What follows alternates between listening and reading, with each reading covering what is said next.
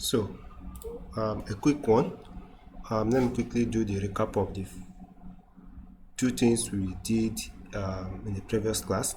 We actually have asked us to install the PyCharm, the Anaconda, and Python itself before this class, and we were able to interact with the interface of both Anaconda and PyCharm yesterday.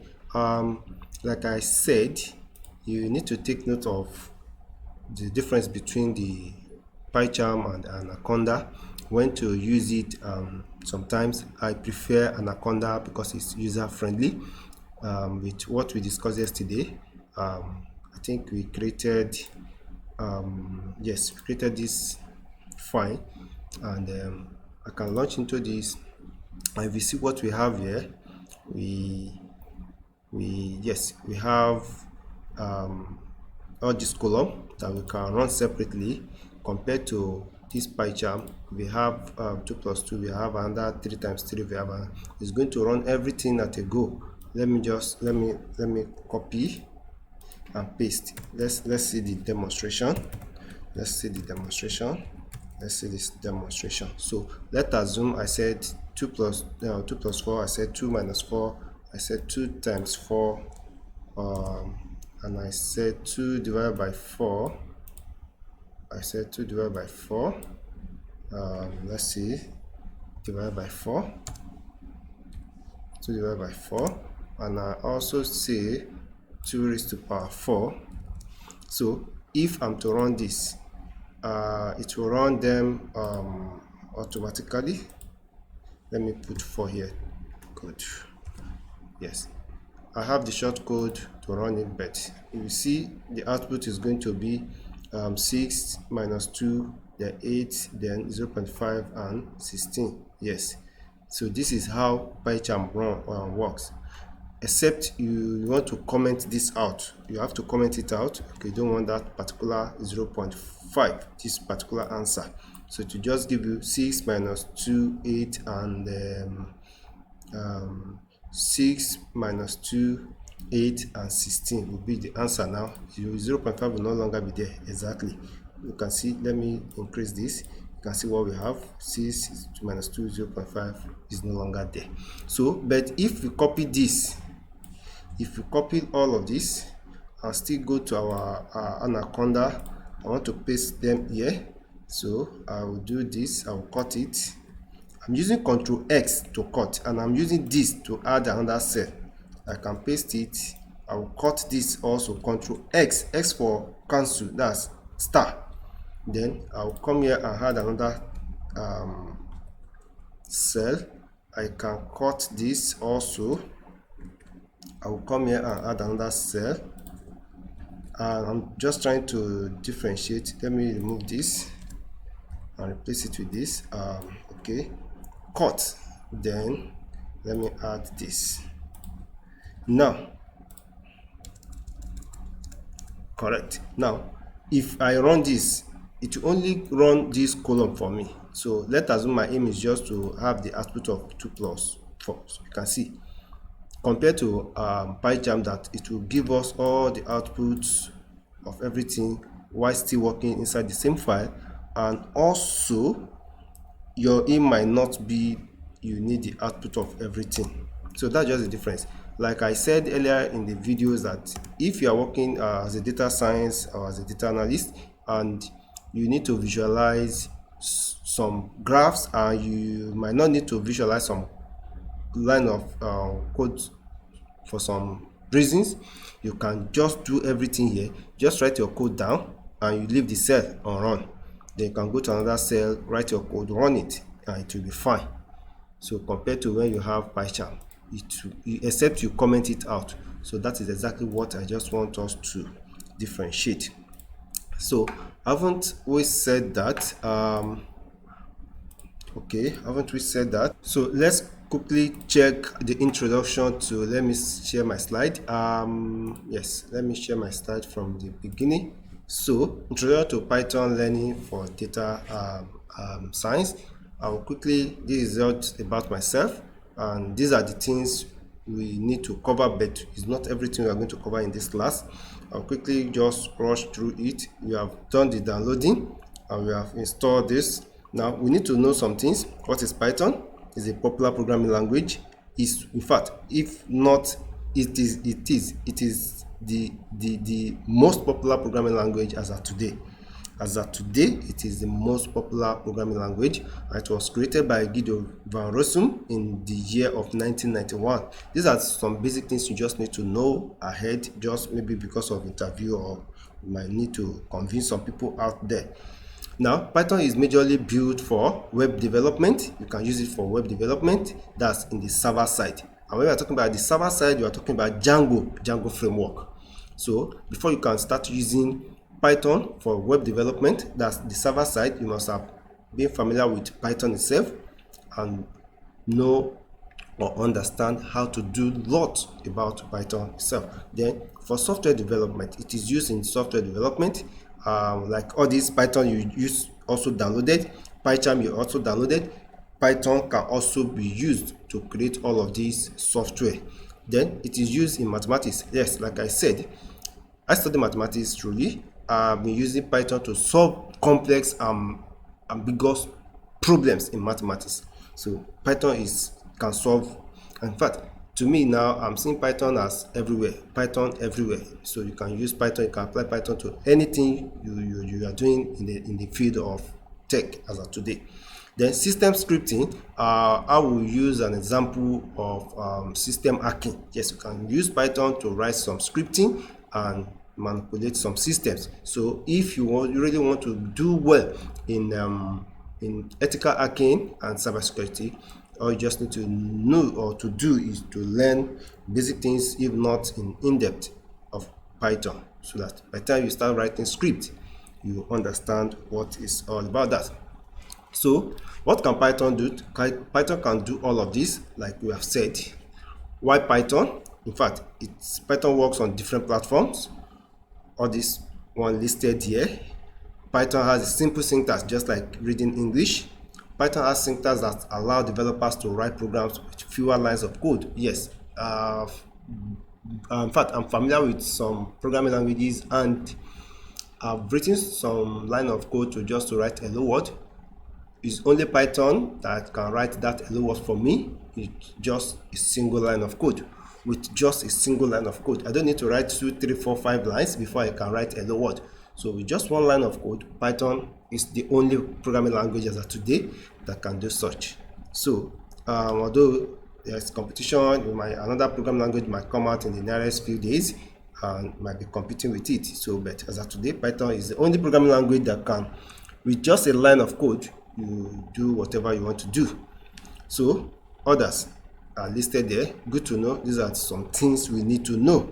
If you are watching this video, you can just pause if I'm too fast. If I'm too slow, you can fast forward it. So either. Now the installations and some setups, we have done that before this class. So all of this, like I've said, this is just hello world. You have written hello world. If you want to write hello world in JavaScript, we have ways to write it. Even in the web development, we have ways to write it, but not just one line of code. So Python installation, and we have done this during the using or interacting with our terminal. So I want to quickly jump into the real tasks, so that if we want to go for the next class, we will have to do something different. Now, Python indentation. This refers to the space at the beginning of a code of line. So with this example we have on the screen, if 5 is greater than 2, then this full column is important. When you put it yourself, if you type this full column yourself and press enter, that is, you want your cursor to go to the next line, Python will automatically indent it. This print will not come here. It will not start under where we have if. It will indent it automatically. Indentation is very, very important in Python. Very, very important. Look at what is stated there. Indentation refers to the space at the beginning, where in other programming languages the indentation in code is for just readability only, but in Python it is very, very important. You don't joke with it. Where you're supposed to put indentation and you refuse not to put it, your code will not run successfully. And where you are supposed to not to put it, you put it, your code will not run successfully. We are still going to do or experience all of that in the data training. So that is that. Indentation is very, very important. Very, very important. Take note. And what is indentation? That is the space at the beginning of a line of code. So like this now, this print has indentation. And automatically, if let's assume you are using Notepad, Notepad plus plus or Notepad itself, and that is a suicide mission, I won't advise you to use it. But if peradventure you are using it and you need to indent your code, just press your space key on your keyboard 4 times. Automatically it is 4 times. This space you are seeing here, from here to P, it is just 4 space button. So in case, just take note of that. And then yes, this one will not run. Exactly, this one will run successfully, this code will run successfully, and this one will not run, because Python will give an error if you skip this indentation. This is the error in this code, because if you are is an if statement and we have full color, it's supposed to have indentation, but there's no indentation, so this code will not run successfully. Actually, these are just introduction. Now this will run successfully. Let me see what is written here. The number of spaces is up to you as a programmer. The most common use is 4, exactly like what I've said, but it has to be at least 1. So the most common one is 4, just to make it more differentiable from others. So this code we have, if 5 is greater than 2, then print 5 is greater than 2. If 5 is greater than 2, then print this. So you have to use the same number of space, so that in this kind of situation is not advisable. It will run, but it's not advisable because this space is too much here. So since it's at least 1, so don't just maintain 4, maximum of 4. So this one also, it might give error. In fact, it will surely give error, because you have said if this is greater than this, print 5 is greater than this, print again. So this indentation is not there. Before this will run, that if must follow immediately after the first print. That is, another if statement must follow before this one will run successfully. So that is that. Now let's start with variables. So today, before the next class, we are going to limit our class to variables alone. So in Python, variables are created when you assign a value to it. We have X, Y, Z, your name, your age, your date of birth, some street address, telephone number, BVN, NIN. All these things are variables, because in our mind we know that when we are talking about NIN, we are talking about a value.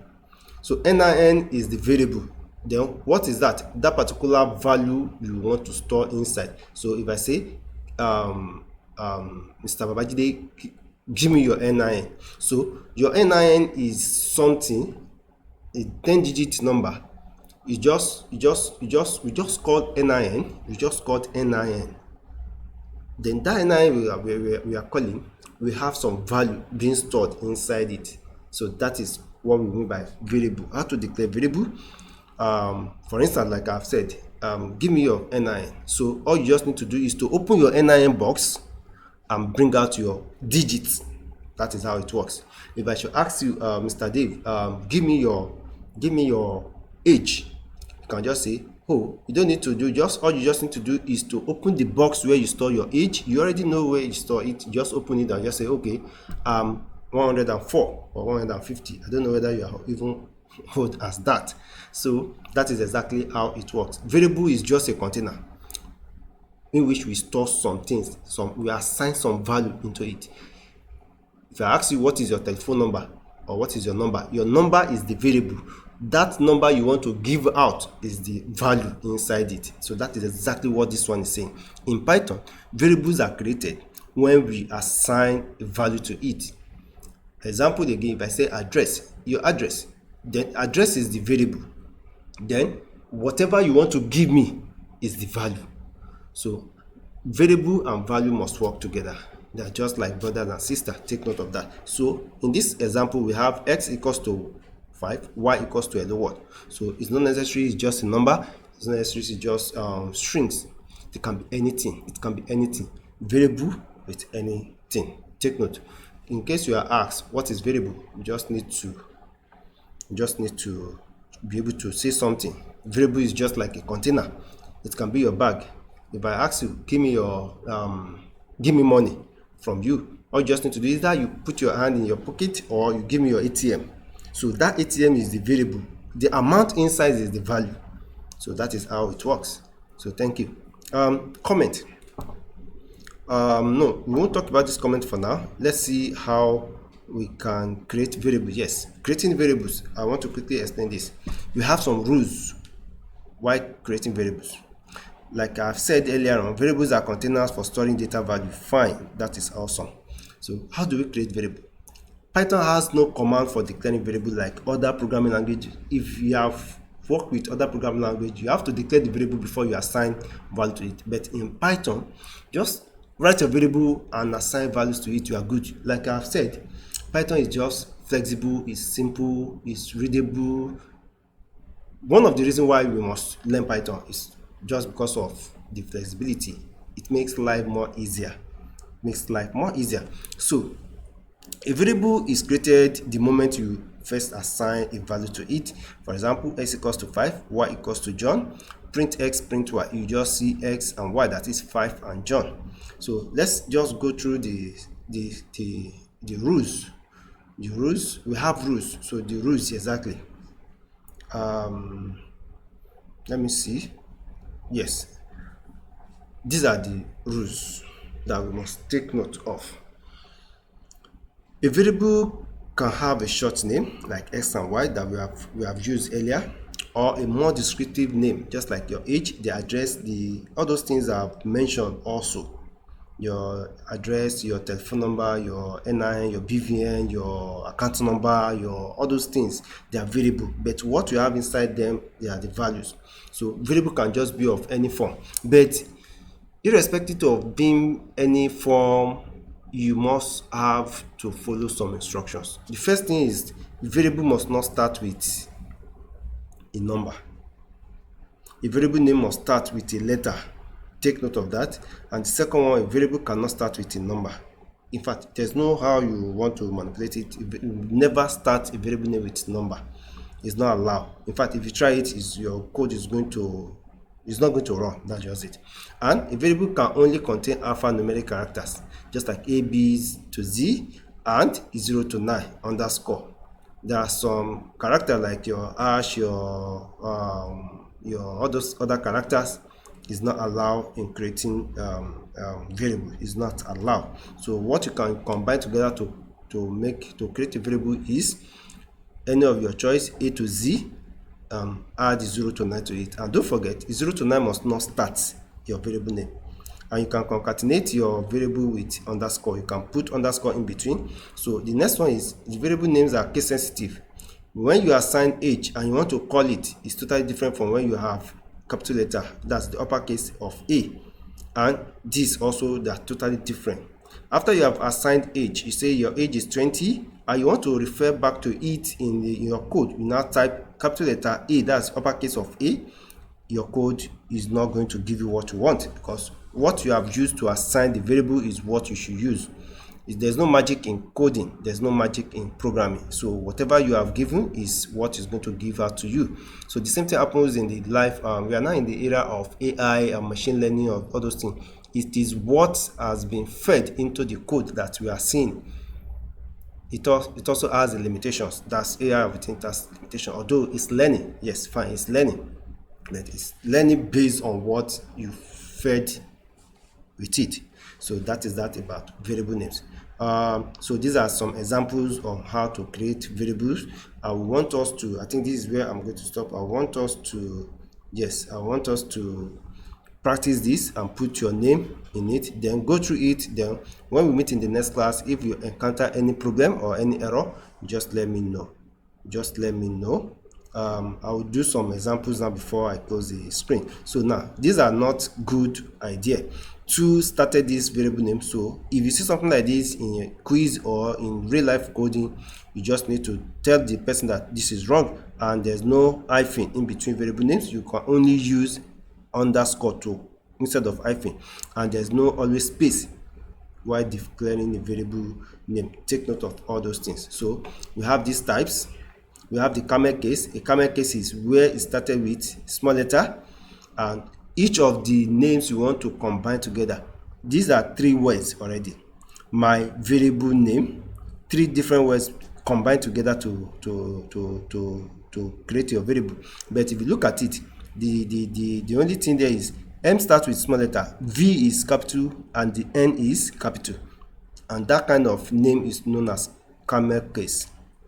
A situation whereby you have all the words started with uppercase, it is known as Pascal case. Pascal case. And the next one, and we have snake. The snake is, snake is always bent. So if you look at this, my bent to underscore, variable bent again, that's name. So everything are concatenated with underscore, and that's the last one for that what's it called, variable names. So let's quickly finish this variable name. So we can assign multiple values to a particular variable name.